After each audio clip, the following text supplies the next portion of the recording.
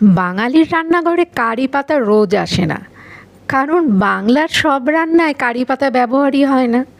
কোনো দিন সুজির উপমা বা চিড়ের পোলাও রান্না করলে কেউ স্বাদ করে কারি পাতা ব্যবহার করেন, কিংবা কোনো বিশেষ রান্নার রেসিপিতে কারি পাতা ব্যবহার করার কথা বলা থাকলে আগে থেকে আয়োজন করে আনানো হয় কারি পাতা।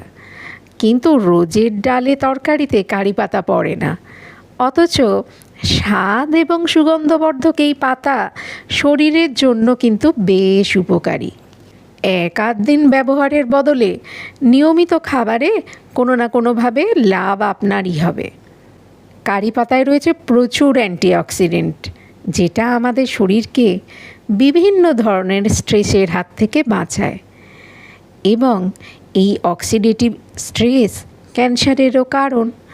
কারি পাতায় থাকা জোরালো অ্যান্টিঅক্সিডেন্টে সেই অর্থে ক্যান্সারের মতন জটিল রোগকে কিন্তু দূরে রাখতেও সাহায্য করে।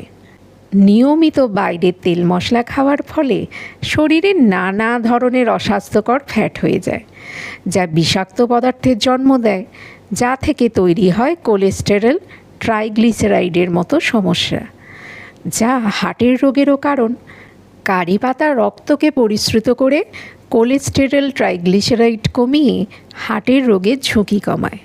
আবার এটি ডায়াবেটিস রোগীদের জন্যও কিন্তু বেশ উপকারী। রক্তে শর্করার মাত্রা নিয়ন্ত্রণ করতেও সাহায্য করে কারি পাতা, যা ডায়াবেটিস রোগীদের জন্য উপকারী। আর্থারাইটিস থেকে শুরু করে হজমের সমস্যা, ক্যান্সার থেকে শুরু করে হার্টের রোগ, অনেক কিছুরই কারণ শরীরে বাড়তি প্রদাহ। কারি পাতা সেই ব্যথা, জ্বালা, যন্ত্রণার উপশম করে। আর সবাই তো জানেন যে চুল এবং ত্বকের জন্য কারি পাতা কত উপকারী। কারি পাতায় রয়েছে প্রচুর অ্যান্টিঅক্সিডেন্ট এবং ভিটামিন সি, যা ত্বক এবং চুলের স্বাস্থ্য ভালো রাখতেও সাহায্য করে। এতে আছে বিটা ক্যারোটিন এবং প্রোটিন, যেটা আমাদের চুলের গোড়ায় শক্তি যোগাতে সাহায্য করে, চুল পড়া কমায়, চুলের অকালপক্কতাও কমায়, খুশকি রোধ করে। এছাড়া এতে ভিটামিন এ এবং ভিটামিন সি আমাদের ত্বকে বয়সের ছাপ পড়তে দেয় না।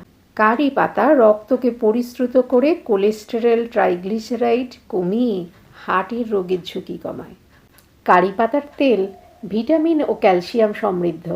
এটি হাড় মজবুত করতে, অস্টিওপোরোসিস হওয়ার সম্ভাবনা কমাতে এবং ক্যালসিয়ামের ঘাটতি পূরণে ব্যবহার করা যেতে পারে। কারি পাতা আমরা নানাভাবেই ব্যবহার করতে পারি, যেমন তাজা পাতা এবং শুকনো পাতা তরকারি, স্যুপ, মাছ, মাংস, ডিমের খাবারে গন্ধ, স্বাদ এবং সুবাস যোগ করে। তাজা পাতার রস আপনি লেবু এবং চিনি দিয়ে খেতে পারেন। এছাড়া এই পাতার টনিক তৈরি করাও যেতে পারে। কারি পাতা থেকে তৈরি যে কোনো ভেষজ আপনি গ্রহণের আগে আপনি অবশ্যই চিকিৎসকের পরামর্শ নেবেন, কারণ এই নানা ধরনের পার্শ্ব প্রতিক্রিয়া হতে পারে। কারি পাতা সাধারণভাবে ব্যবহার করা নিরাপদ, তবে কোনো সমস্যা এড়াতে সাধারণ সতর্কতা অবলম্বন করা প্রয়োজন। যারা রক্তচাপের ওষুধ সেবন করেন তাদের ডাক্তারের পরামর্শ নেওয়া প্রয়োজন, কারণ বিভিন্ন গবেষণা থেকে জানা গেছে রক্তচাপের ওষুধের সাথে কারি পাতার নির্যাস যদি একসঙ্গে গ্রহণ করেন তাহলে শরীরে নেতিবাচক প্রভাব ফেলতে পারে, কারণ কারি পাতার নির্যাস ওষুধের সাথে প্রতিক্রিয়া করে রক্তচাপ কমিয়ে দিতে পারে। এছাড়া গর্ভবতী এবং স্তন্যদানকারী মহিলাদের জন্য কারি পাতার নিরাপদ ব্যবহার সম্পর্কে বলার মতো পর্যাপ্ত তথ্য নেই, তবে ডাক্তারের পরামর্শ নেওয়া অত্যন্ত বাঞ্ছনীয়। ছোট শিশু এবং বয়স্কদের রোগ প্রতিরোধ ক্ষমতা দুর্বল হওয়ায় তাদের কারি পাতা দেওয়ার সময় আরও বেশি সতর্ক থাকবেন, কারণ এতে শরীরে প্রতিক্রিয়া দেখা দিতে পারে। নিয়মিত কারি পাতা খাওয়ার সময় আপনাকে অবশ্যই আপনার ডাক্তারের দেওয়া সাধারণ সতর্কতা ও নির্দেশনা মেনে চলতে হবে।